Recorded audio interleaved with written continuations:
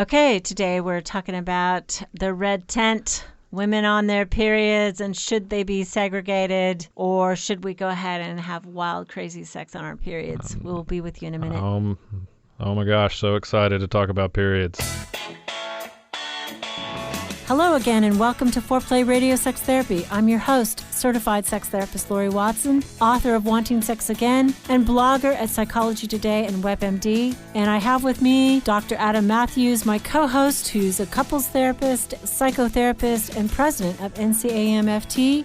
Foreplay is dedicated to helping couples keep it hot. Thanks for listening. Now on to today's topic.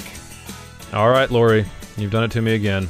Yep, I'm talking about an interesting and embarrassing question. And you know, Adam, your sort of dread about this subject is so incredibly common. Yeah. You know, and there are actually sort of 4 reactions that people have, women in particular, have about their periods that I really want to hit. And this is based on the research by Foz. In 2011, it's FAHS, and she wrote about sex during menstruation. And, you know, race, sexual identity, and women's accounts of pleasure and disgust. It was in Feminism and Psychology. And I think, you know, I really wanted to know if my experience matched other women's experience. And what you just kind of like sighed about, I think is really much more common. You know, the issues are that, you know, first of all, there's 4 things that women feel that are negative about having their period and having sex during their period. First, there's discomfort. We're going to go into these. Second is their partner's overt discomfort with them being on their period. Okay. Third is their own negative self-perception. And the 4th thing is their effort to try to manage their partner's reaction. Right. So I'm trying to manage You're trying to manage my reaction. But so tell me why my reaction is so that I get super nervous when you start talking about periods and whatnot and things like that. Tell us what that reaction is about. I don't know. You're psych me up. I don't know. Like it's just it's an automatic reaction. Right. Like I don't even know where it comes from necessarily. I just know that it's something that is uncomfortable. It's not, you know, like it's not something I want to sit around a dinner table having a conversation about. It feels fraught with landmines. Like I feel like I could blow it up at any point. Yeah, especially get burned. Right. So, okay, that's great feedback. And hopefully we will discuss why that has happened culturally. I mean, we'd really like this segment to destigmatize sex on your period. Sure. To help raise women's self-esteem about, you know, what they're going through, which is incredibly normal, incredibly natural, and kind of point out some of the benefits of sex when you're on your period. But why do people feel this discomfort? I mean, first of all, culturally, menstruation is hidden. I mean, there's products that say whisper. You know, there's all this sort of talk about... There's products that say whisper? Yeah, that are labeled whisper. You know, it's like, you know, there's this sense of you can be private about this. This will not be seen. There's a huge sense for a woman that she should not identify when she's on her period in any way, right? The things in the trash should be wrapped up very carefully so that it's not seen. I remember, you know, it seems embarrassing to be a kid. I remember like going to the store and having to buy supplies, and it just seemed like the most embarrassing thing in the world if the only clerk was going to be a young male. So there's this embarrassment. I mean, there are many religions, all 3 major religions, Buddhism, Islam, and Christianity, all have times that they sort of say women are untouchable or they're unclean and they should be set aside. So, you know, we come as a people, just the human race, with this sense of something is going wrong, something's bad about this, something's potentially dirty. How does that make you feel as a woman, like about that? Like, what does that bring up for you, that kind of stigma? Well, I think that, you know, as a young girl, I suffered a lot with it. I felt very self-conscious when I was on my period. You know, I remember the first time I got my period and I rode my bike up to see my 2 male buddies. And I just knew that they knew. It just, and it felt weird. I mean, this is something kind of happening in your genitals. And so it just felt really, really exposing. When I had children, my stepmom and dad came to help me with taking care of the babies. And my stepmom took me aside, and I think they were going to go to the grocery store for me. And she said, but honey, don't have us buy any feminine products, okay? Because I think your dad would be embarrassed. Oh, so it's like protection of the fragile male ego. He couldn't do that. Because his daughter who is bleeding after childbirth, that's so weird, right? That's so gross. That's so unspeakable. Yeah. So, I mean, I think that it's hidden, it's set apart, and our culture really socializes women to feel negatively about menstruation and about their periods. There's all this advertising, clean up the mess, keep the mess from your body. You should be more hygienic. You should use douching. Please never douche. That's crazy. Don't do that. That will upset the balance of your body. And this is, I mean, it is true that there is something that's happening that needs to be contained. And then on top of that, it seems like there's the unfair expectation or blame that any emotion that you're exhibiting is to blame on your period, any negative emotion that's going on. Right. I mean, is that a part of it as well? Right. That seems like it from the outside looking in. There is PMS, which basically gives women more food cravings, cramps, their breasts feel tender, there can be moodiness and fatigue, and then there's something that we've designated that is more distinct, which is the premenstrual dysmorphic disorder. And this is really something that happens about a week before your period starts, and because your hormone levels begin to fall with ovulation. And it's more serious. There's depression, irritability, tension, and it's debilitating for some women. And it can be caused by low levels of serotonin, which, as we know, if our serotonin drops too low, that's why antidepressants work. It essentially boosts your body's ability to retain serotonin. So there is something that for some women, they really, really suffer, and it impacts their body and their moods. So yeah, I mean, I think there can be some realities to women feel worse, and they are riding the waves of their hormones. Men do not ride the waves of estrogen and progesterone, and they have steady state testosterone. So women don't have steady state testosterone, and they have it so low that it doesn't stabilize their moods. Men are very blessed to have so much testosterone that it's an optimism drug. It is like being on a constant antidepressant when you're a male, just because of your testosterone levels. So I think in part men need to understand there is a physiological issue that is happening to her that is going to impact her emotionally. That is true. But, I want to go back to those themes, Adam, of like why women won't have sex on their period. First of all, they're like, oh my gosh, the sheets are going to get bloody. They're going to get so messy, and that's somehow or another bad and awful. By the way, you all know, I hope, that hydrogen peroxide gets blood out of anything, like right away. It's perfect. So no problems there. But there is this cultural message to hide menstruation.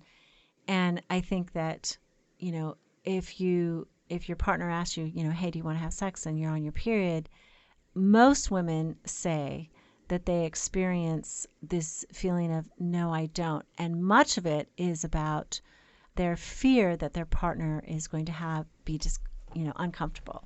Their partner is going to be grossed out by the blood.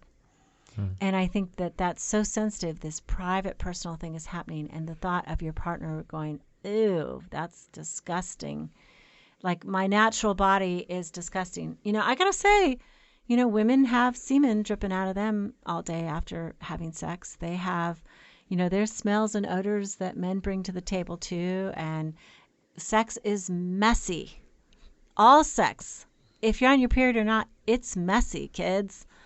It's like, I just think, for me personally, it's not as clean as movies like to make it. No, when people just have sex and then put their clothes back on and go back to work. Right, exactly. And I think the third point is women feel a negative self-perception. They feel, well, I'm bloated. Oftentimes, sexual intercourse actually feels different to a woman on her period because her pH balance in her vagina is different.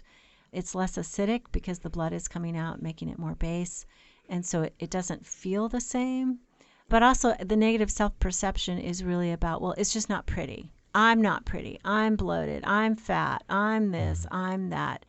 And so that perception, says, I don't want to have sex. And then I think even if their partner has never said a word that's negative about them being on their period, they have anticipatory shame. Like that their partner's going to be grossed out. Yeah, that their partner's going to be grossed out. And that shame leads them to just say, I'm just not going to mess with it. Just not going to mess with it. Well, wouldn't it lead their partner to also not initiating sex when they're on their period? Yeah, and their partner doesn't necessarily know. I mean, this is really crazy to me. If I were a guy married to a woman or partnered with a woman and she told me she was on her period, I would put that in my calendar and project ahead 30 days or, 28 days, right? The normal cycle is 28 days to 30 days. I mean, I would just want to know. I would track it just like she should track it, just so that I kind of know, oh, this is what's going on. And frankly, if I were you, I would treat her like royalty during that anticipatory couple of days. Like, honey, can I get you any of those food cravings, chocolate chip mint ice cream or chicken soup? Or, what do you want, baby? Because being tender, right? It's like as if you were taking care of a partner who, for whatever reason, had cyclical times of depression or cyclical times of tiredness, right? People who are dealing with, chronic fatigue syndrome and stuff.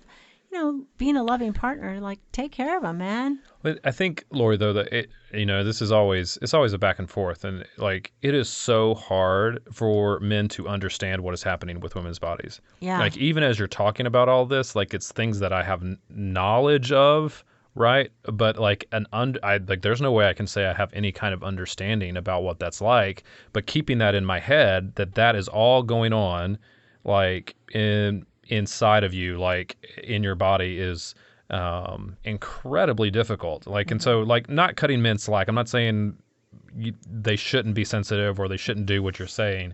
Like, but I also just want to acknowledge like there's some level of understanding that I have to reach for. There as a man, I have to have some empathy.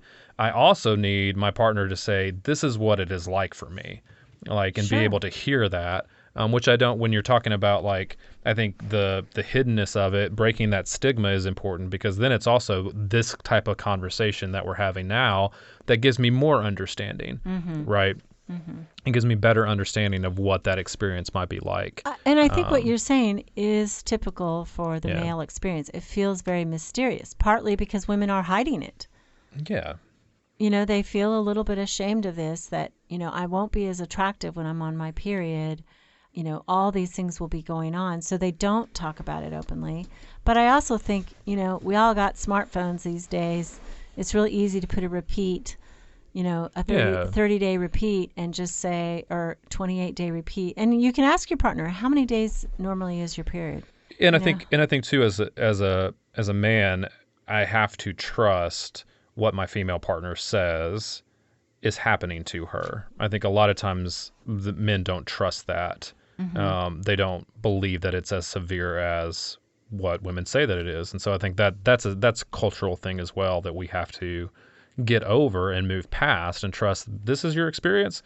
And I have to trust that this is what this is. Right. You look good. You feel like crap. Oh, it's hard to see that. I mean, I know one guy was helping his wife in childbirth and said, it can't hurt that much. Sorry. Does he still have his testicles, or does she have them in a jar? Is that where exactly are they? Because I feel like they are not attached to his body any longer. Yeah. But it's the same sort of thing with your period. You know, you don't necessarily feel very good, and it's hard. It's mysterious, right? I mean, even for me, I will, true confessions here, I tell everybody to put on a calendar, but I don't think I put it on my own calendar. So I was always a little surprised, like, oh, it's sneaking up on me. And I had, some irregularity, so then it was a little more mysterious. And I didn't have a lot in my own mind of mood changes, so I wasn't tipped off as much. But a lot of women, they know 5 days before their period, they just don't feel like themselves. I think the one thing I did feel, especially when I was younger, was it felt like the world was ending. I mean, very frequently I would go through this day and nothing felt right. I mean, literally, I would feel like there's nothing to look forward to. The world is ending. Everything is bad. And then I'd start my period and it was like, oh, either that or I'm just on my period, And so, I mean, it's a really different kind of mood thing that you go through, almost just a perspective, right? A shadow over your life is kind of how I experienced it.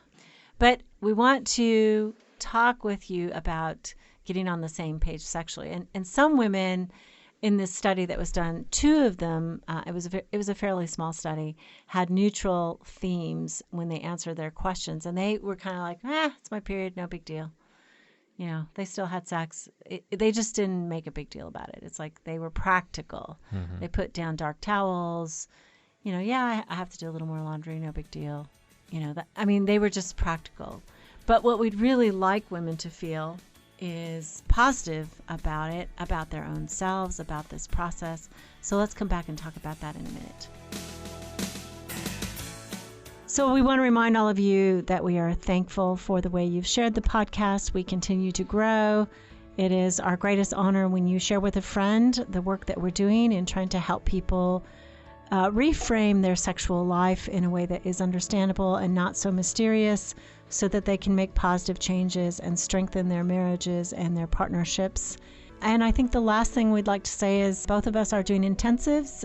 Our summer schedules are getting filled up. So if you would like to work with us, let us know and call our centers. You can find us at foreplayradiosextherapy.com. And if you like what we're doing and want to help support us, we'd love for you to rate and review us on iTunes. It'd be super helpful for us. So thanks for listening. So we just want to remind you again about our retreat, Love and Sex 360, with Shelley Hummel and Carol Cullens and myself and Adam. We are offering private therapy and lecturing, and you can separate those for different price points. Please come and see us. But we also want to talk now about the positive themes that women have about sex on their period. Yeah, definitely want there to be positive themes, right? Because like we talked about, historically, those themes have been very negative, and which causes a lot of shame and disconnection in partnerships. So, So what are those positive themes? How do you shift it, Laurie? So some women grow up and kind of have an acceptance of their bodies and of this process. And much of that comes from their parents, both mother and father, like mother who kind of takes them out for a celebration and says, prepares them well. This is what's going to happen to you. This is where your supplies are. This is how you're going to feel. We're going to celebrate you becoming a woman.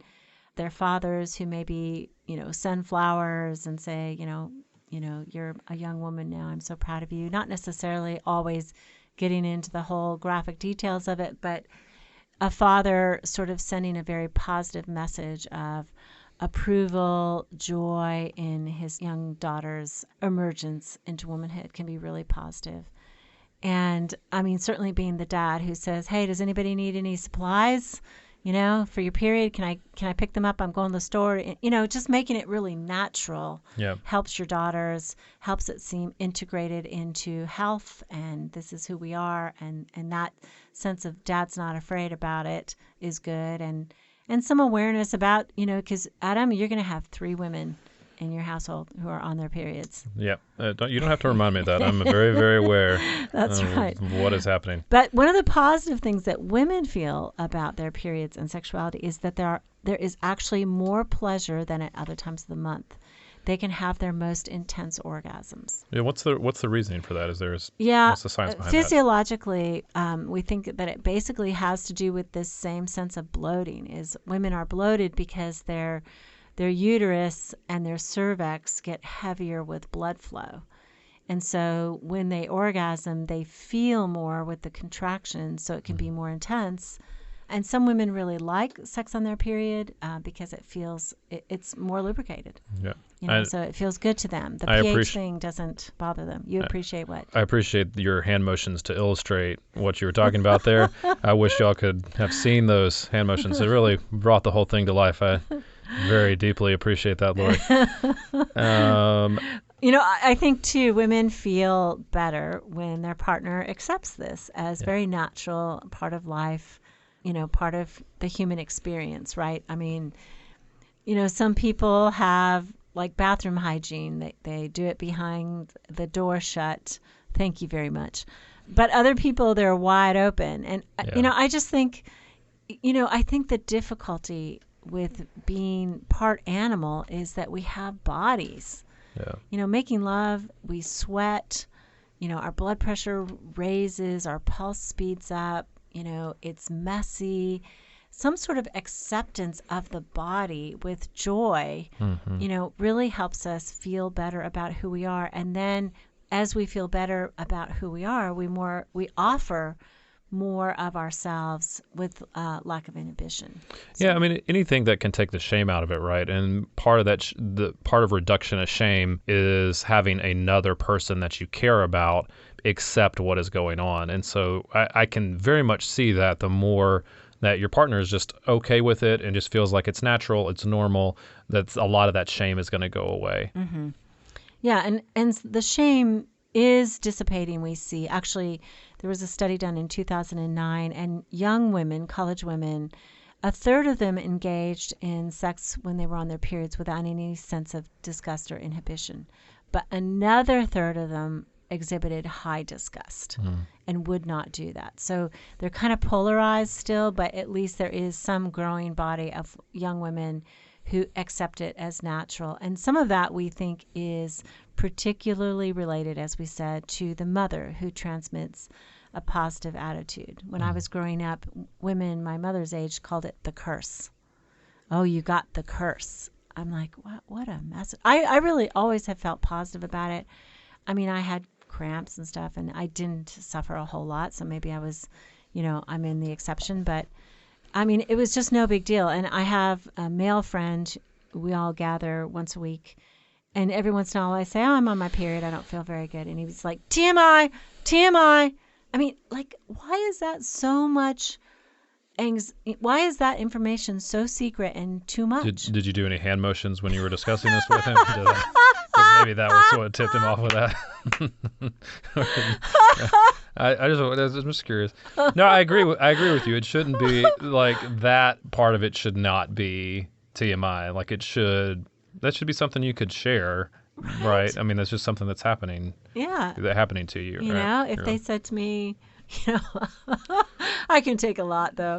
If they said to you what?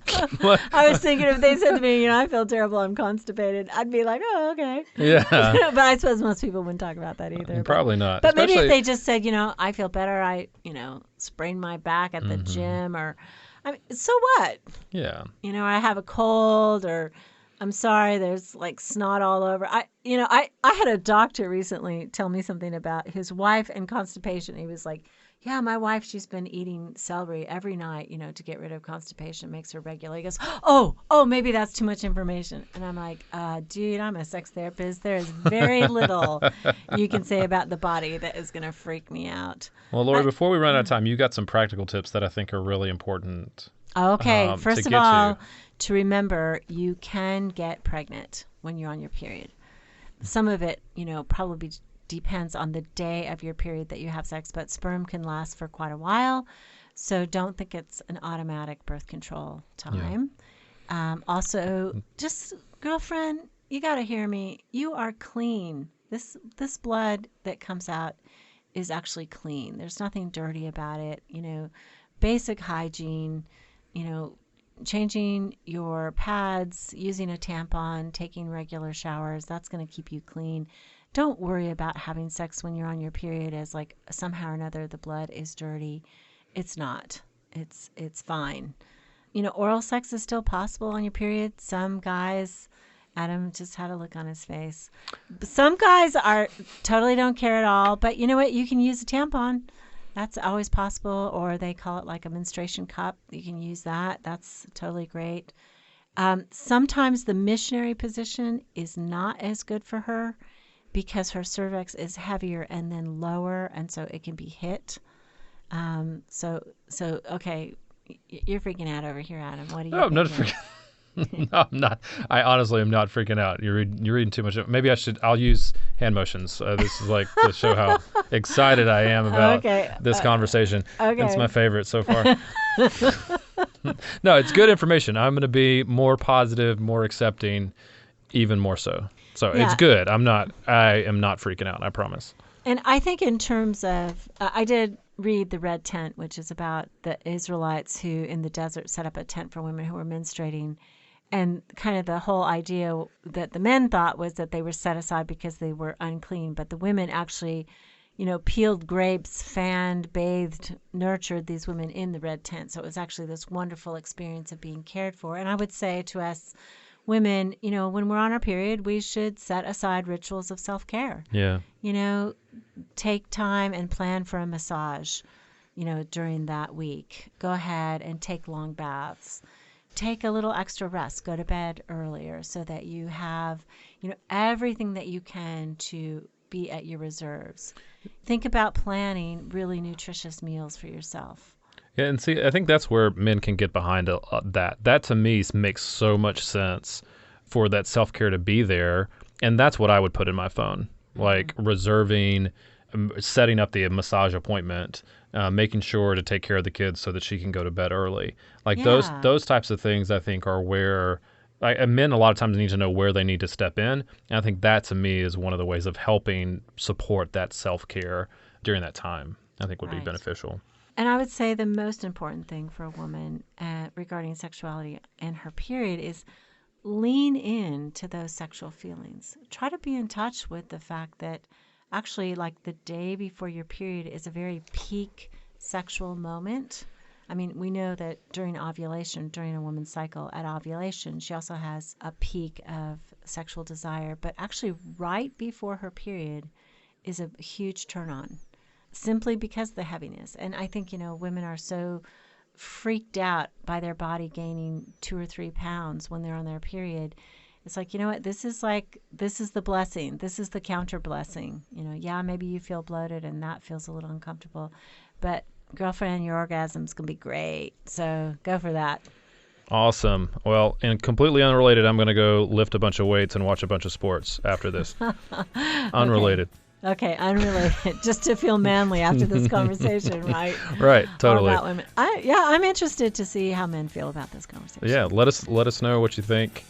And thanks for listening. You can now call in your questions to the Foreplay question voicemail. Dial 833-MY-4PLAY. That's 833-4-PLAY. And we'll use the questions for our mailbag episodes. Hey, help us stay on top here at Foreplay. We'd love it if you would subscribe and share it with your friends. And please take 1 sec and rate and review us. Thanks so much.